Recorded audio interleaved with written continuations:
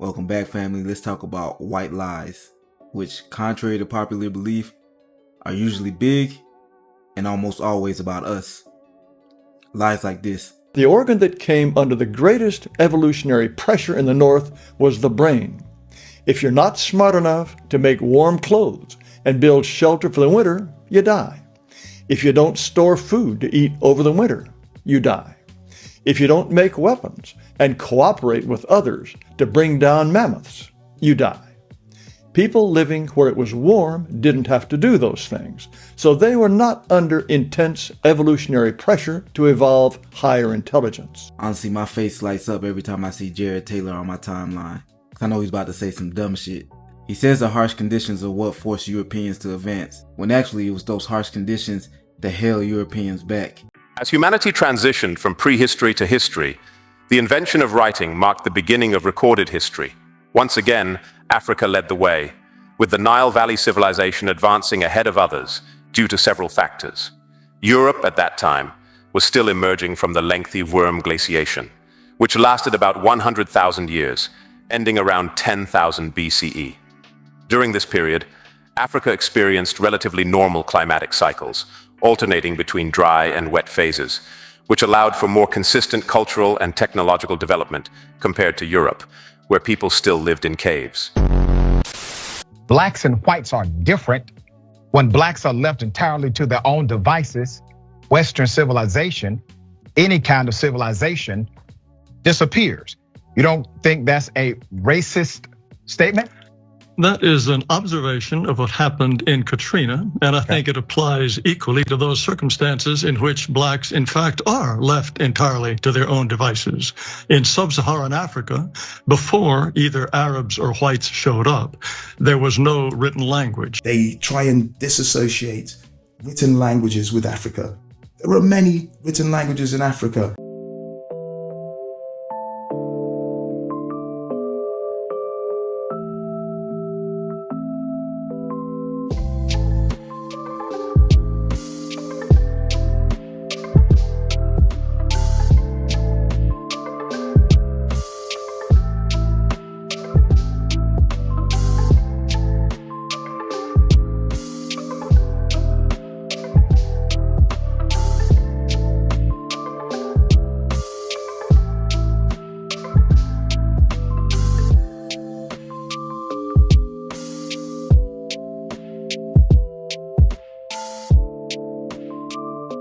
And the oldest of them is Medunetta. Africa entered the historical period first.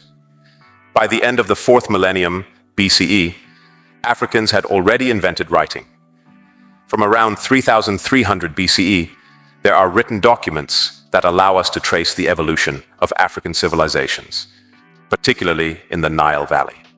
Before either Arabs or whites showed up, there was no written language. There were no calendars.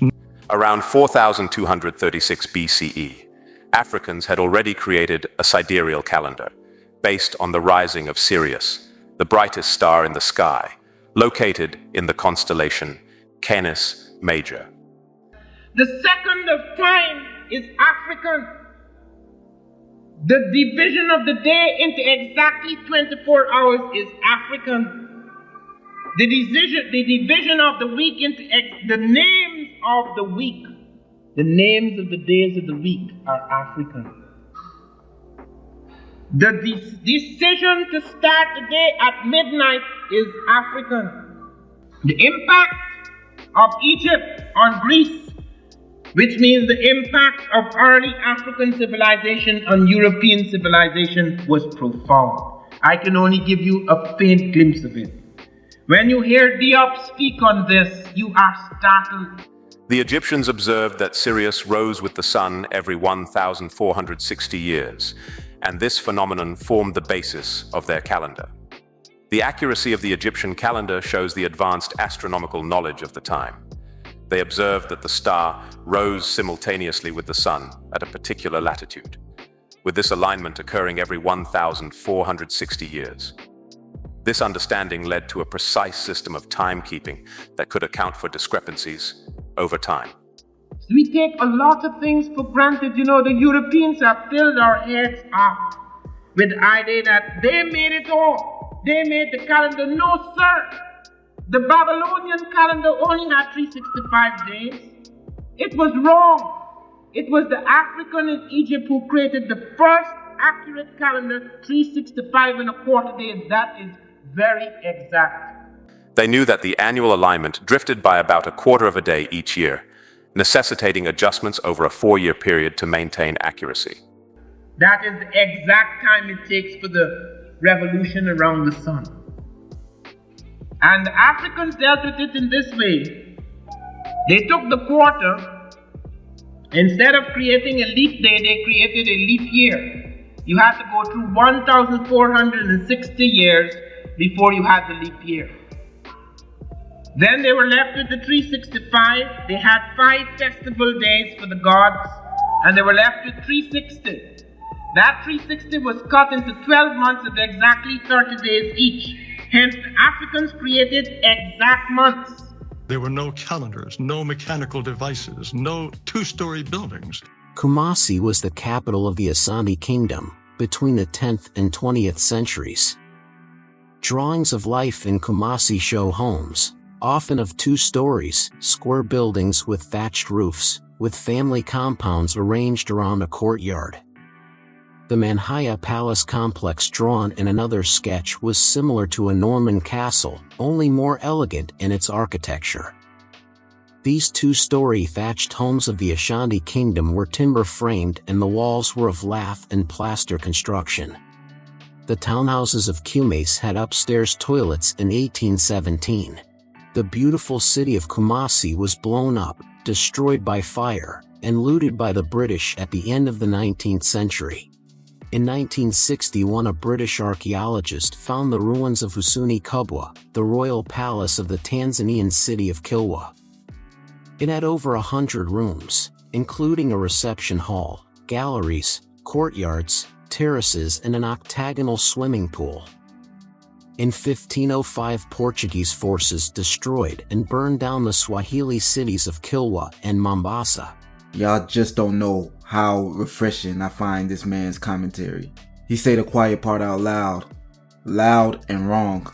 To me, National Geographic, the History Channel, the Smithsonian textbook publishers are a much bigger problem because they promote the same narrative as Jared Taylor, but instead of being outright and upfront about it, they push the same narrative through omission.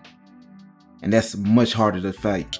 And so I think without a written language and a calendar, it's hard to have a civilization. You know, it's really interesting.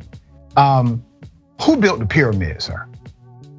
Did white people? No, I'm asking. Did white people build the pyramids? I'm talking about sub-Saharan Africa. If you are not aware of where the pyramids are, they are north of the Sahara. The term sub-Saharan and the whitewashing of ancient North Africa. This idea of, separating out North Africa from sub-Saharan, as if the Sahara was the impermeable boundary that nobody could get through, is really a continually problematic type of argument. Particularly since we have early texts that tell us that, right, Herodotus tells us that, he says the Ethiopians and the Garamantes are indigenous to North Africa, and that, of course, the Phoenicians and the Greeks are not. But he makes it very clear that people they call Ethiopians are indigenous to North Africa and Northwest Africa in particular, right? But they are not sub-Saharan. What is the obsession that people have with this idea of sub-Saharan? That whenever they ask any question, what they're trying to do is prove that sub-Saharan Africans aren't part of the ancient Mediterranean world, which we know is false. Not only do we know, of course, that people that we would call quote-unquote sub-Saharan Africans ruled Egypt before the Persians got there, among others, but that they have this continual culture that runs up and down the Nile. And actually, I'm looking at a Google Ngram right here that goes back to 1800 up to 2008, and the term doesn't start to appear in books anyway, in English, in the English language, until roughly 1978. So why? I know why they started using sub-Sahara in 1978. Think about it. It takes a couple of years to publish a book. So what happened a couple of years before 1978. Why didn't the full professors of Egyptology come out and do battle with us? Why do you think they didn't? Because in 1974 they tried that. They had all of those great professors in Cairo at the Cairo Symposium. And Sheikh Anta Diop and Theophile Obenga kicked them from one end of Cairo to the other. Get the UNESCO General History of Africa and read the minutes of the meeting of the Cairo Symposium. And it's very clear that academically, the Africans were the only ones that had anything to say. And that's what the reporter said. He said everybody who came to this conference knew that this was going to be an academic argument about the race of the ancient Egyptians, whether they're black or white people. She said, but we've been here now for several days, and only Obenga and Diop have done their homework. So there was a real lack of balance in this discussion. In other words, when they got 20 Egyptologists, only 2 Africans among them, in the same place, looking at the evidence, all the evidence of their critics fell apart.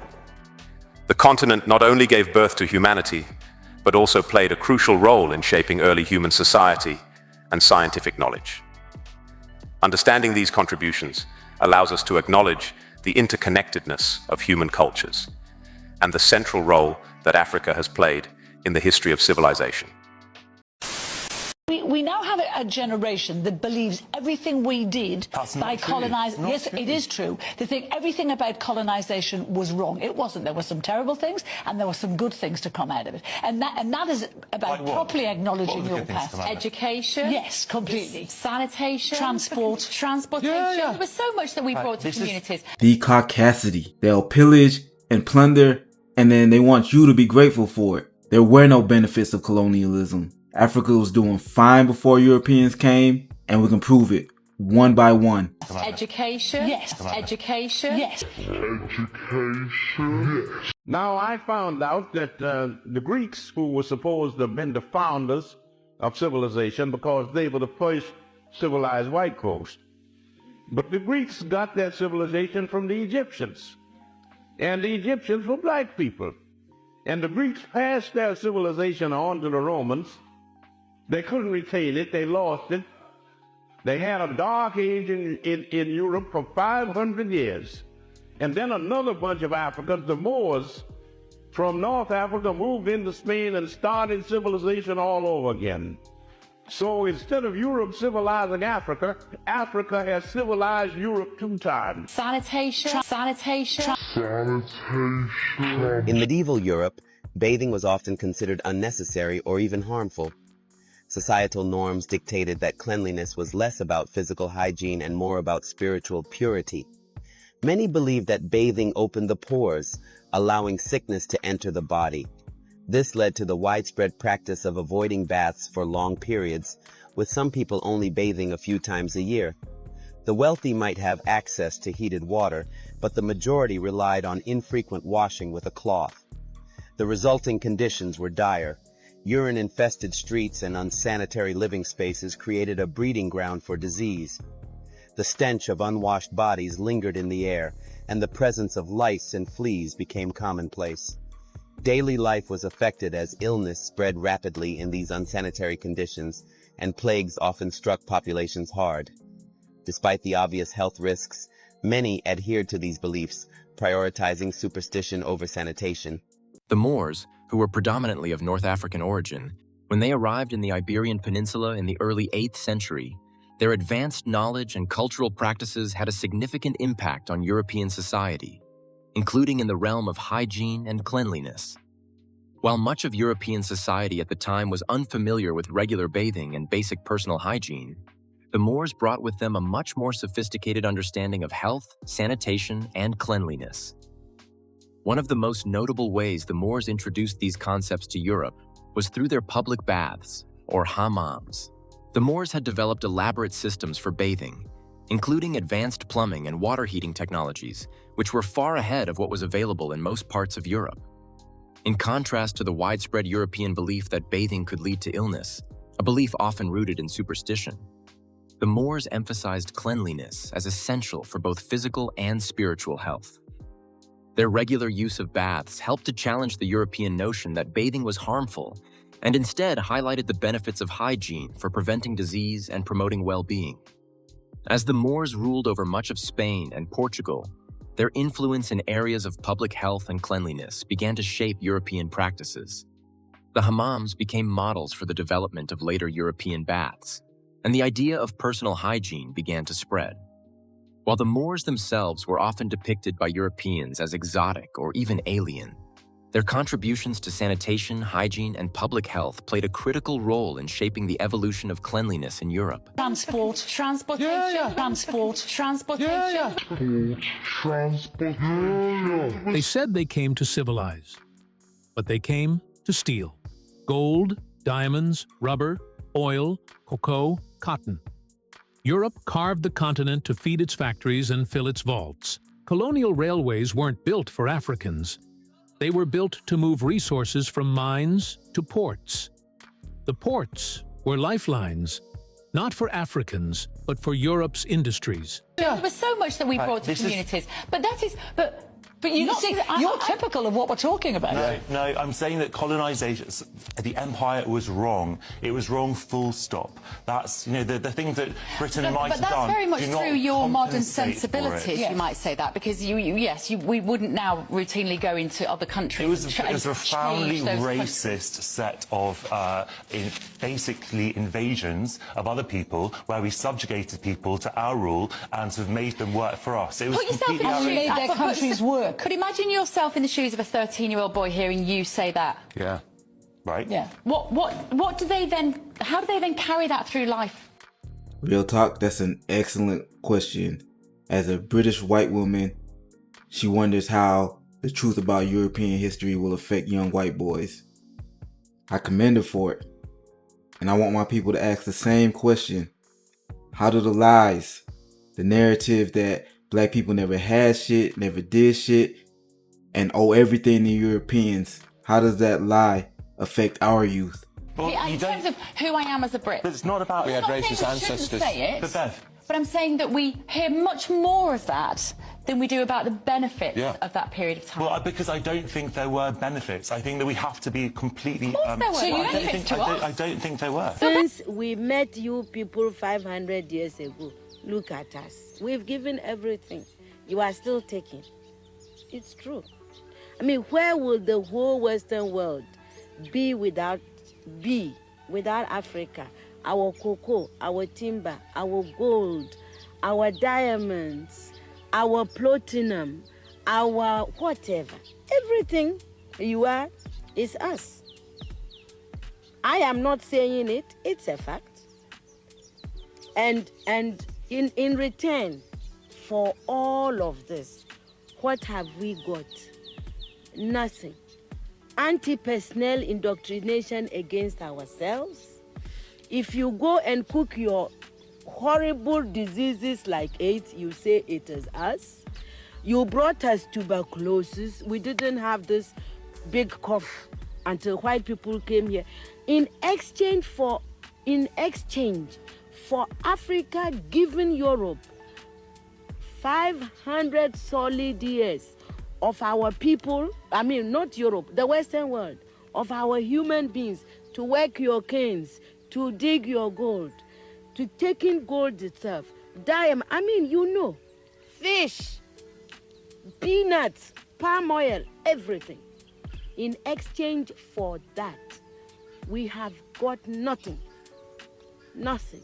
And you know it. There are benefits to a lot of those countries did not, Jonathan, those countries, it absolutely does. Those countries did not have money. The Mali Empire lived on under the rule of the richest man ever in the history of humanity, Mansa Musa, emperor of the 14th century Mali Empire, which covered modern-day Mali, Senegal, Gambia, and Guinea.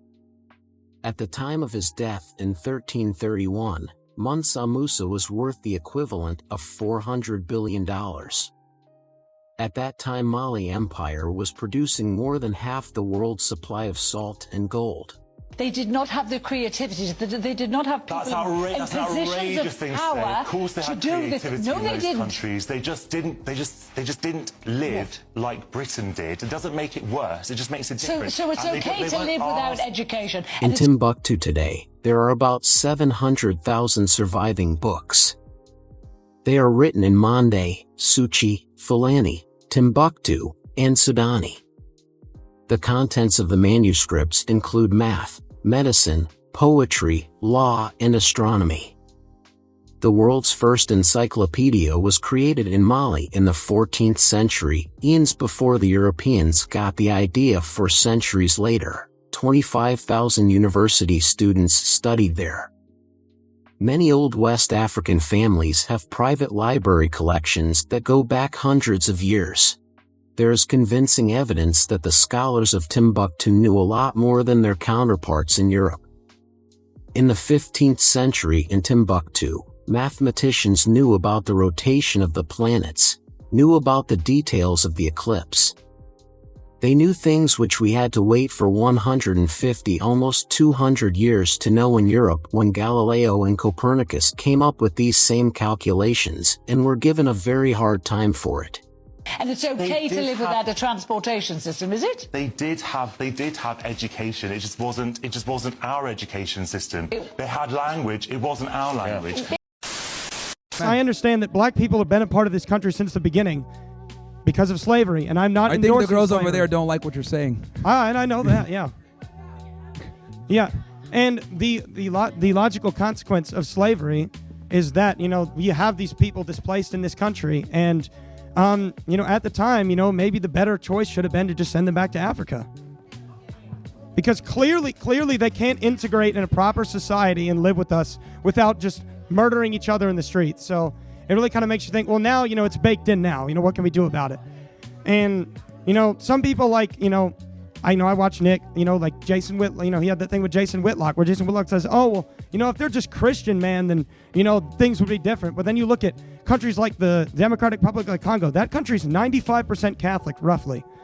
And they have one of the highest murder rates in the world. And, their country's it's a failed state. And it just really makes you think, it's not a culture issue, it's not socioeconomics, it's not religion, then, what is it? I'm glad you asked, big dog. It's you. We were all chilling, living our best life until the Europeans came. And that's when things fell apart. Y'all love to talk about how bad things become when we're left to our own devices, but then y'all never leave us to our own devices. Y'all paint us as violent, but here's the truth. Brace yourself. This is going to hurt. Europeans are the most violent, destructive breed of any species, of any organism. Extant or extinct. The Chinese invented gunpowder in the 9th century. And to this day, relatively very few people have felt the wrath of gunpowder in the hands of the Chinese. And the majority of those who have are Chinese. Compare that to the Europeans, who were introduced to gunpowder in about the 13th to 14th century. Within a few hundred years, every group of people in every part of the world fell victim to Europeans with gunpowder. From the Taino Arawak to the Aboriginal Tasmanian to the Dodo, whole groups of people and entire species have been wiped off the face of the earth by Europeans. Y'all niggas raced to obtain the ability to blow each other up. The American military first tested a nuclear bomb in July of 1945. In less than a month, you used it. No hesitation, no waiting to think about what kind of horror you'd be unleashing to humanity. Yes, it was a war. The Japanese did attack a military base. But y'all nuked civilians twice. The European has caused more harm to the environment and life on this planet than all other groups of people combined by several orders of magnitude. But we're the ones that's violent. This is something that a lot of people don't seem to understand. They think that because a country or a nation or a people are defeated, it means a superior people has defeated them. That is not true. Genghis Khan was not superior to the people he defeated. Certainly not. Genghis Khan's vast hordes ranged wild, smashing everything before it. He was a barbarian. A barbarian is more likely to succeed than a civilized person, because a civilized person may pause. They may have a certain morality. They may wonder about whether they should kill or not kill. But if you're mad or barbaric, you pause at nothing. The most successful invaders are those who are savage. They don't even know what civilization is. Well, if this is your impression, do you think that you can ever forgive us? It's not a question of forgiveness. I have nothing against you. My point is that you did and you are doing for your survival what is necessary. We can't blame you for that. The fact that we didn't do enough for our own survival and we are still not doing enough for our survival, that is not your problem. You know, even everybody that God has created has a sense of survival, you know, and if we don't develop it, we can't blame white people. You came here because you needed these things. You took gunpowder from the Chinese. You needed them to shoot people.